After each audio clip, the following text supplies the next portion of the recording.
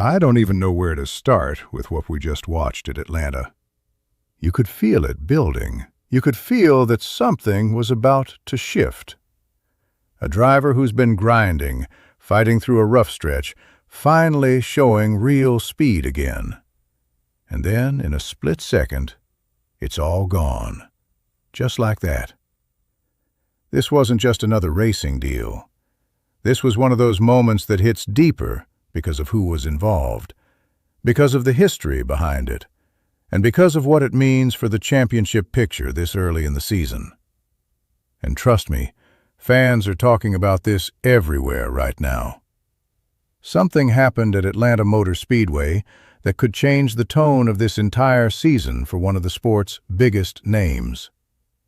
And it didn't end quietly. Before we break it all down, if you're a real NASCAR fan who lives and breathes this sport every single weekend, go ahead and hit that like button and subscribe to NASCAR Nation Report. We're a new channel trying to build something special, and our first goal is 5,000 true NASCAR fans riding with us. If you care about this sport the way we do, you're in the right place. So here's where everything flipped. We're talking about Kyle Busch at Atlanta Motor Speedway during the Ambetter Health 400 weekend. And coming into Sunday, the vibe around him actually felt different.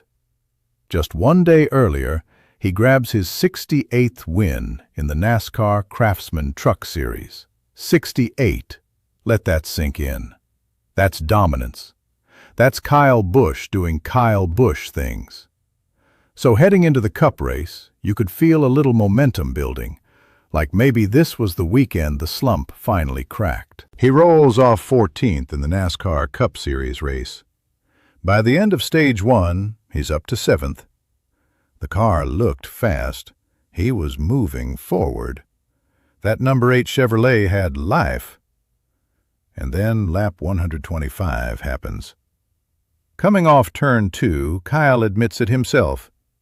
He didn't get the cleanest exit. He said the car was a little crossed up, not totally out of control, just not perfectly straight. And that's when the number 4 shows up behind him, Noah Gragson. Instead of checking up, instead of lifting for a split second to let Kyle gather it up, Gragson gives him a massive shove. And not the kind of push you see in a coordinated drafting move. This was a full send.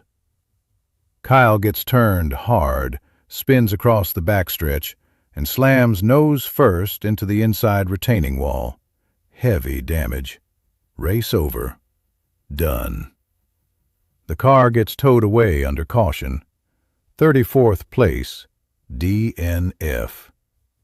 And just like that, what looked like a recovery day turns into a disaster. Now, here's where it gets personal. This isn't just two random drivers. Gragson used to drive for Kyle at Kyle Busch Motorsports back in 2017 and 2018. There's history there. There's a relationship there. And Kyle did not hold back.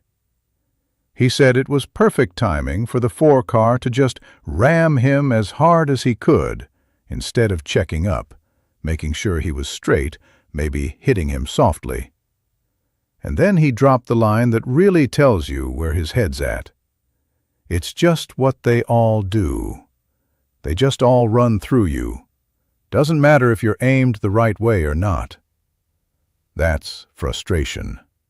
That's a veteran who feels like respect is disappearing on these super speedway-style tracks. Now, thankfully, Kyle climbed out of the car on his own, went to the infield care center, got evaluated, and was medically cleared. So physically, he's okay. That's what matters most. But standings-wise, this hurts. He came into Atlanta 14th in points after finishing 15th at the Daytona 500. Not amazing, but steady.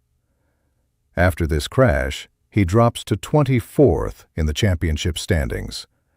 That's a big swing this early in the season. Meanwhile, The race itself ends in absolute chaos. Double overtime. And Tyler Reddick steals the win in dramatic fashion. Huge day for Reddick. Massive contrast to what happened to Busch. And here's the bigger picture. Kyle Busch's Cup drought continues. That's the part nobody wants to ignore. The Truck Series win showed he can still dominate. The speed in Stage 1 proved the Cup car can run up front. But the results just aren't coming together when it counts. And now there's tension added to the mix. Because when former teammates collide like that, especially with history, that stuff lingers. You don't just forget it. The next time they're around each other at a drafting track, everyone's going to be watching.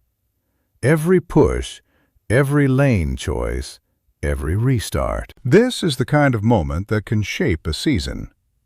Either Kyle uses this as fuel and comes out swinging in the next few races, or this early points hole makes the playoff path way more stressful than it needs to be. That's why this wasn't just another wreck at Atlanta. This had layers, championship implications, history, emotion, and a driver who's clearly tired of feeling like he's getting run over. And honestly, as fans, we feel that tension too. So, what do you think?